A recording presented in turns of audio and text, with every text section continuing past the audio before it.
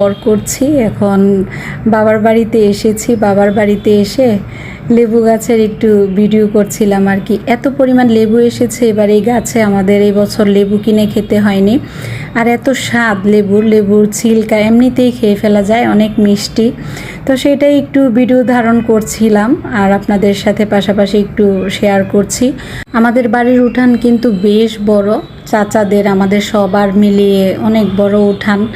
তো আমরা কিন্তু অনেক বড় বাড়িতে বড় হয়েছি, অনেক মানুষজনের ভিতরে, অনেক আনন্দের ভিতরে। সেগুলোকে এখনও মিস করি। শহরের ছোঁয়া পেলে অবশ্য এই সময়গুলো বা এই সৌন্দর্যগুলো কিন্তু আর থাকবে না। অনেক কিছু নেই বললেও চলে, অনেক গাছ কাটা পড়েছে। আমাদের বাড়িতে কিন্তু অনেক ফলের গাছ ছিল, তো প্রায় সব গাছই কাটা হয়ে গিয়েছে। ঘর উঠছে নতুন করে, শহরে তো জায়গা কেউ ফাঁকা রাখতে চায় না।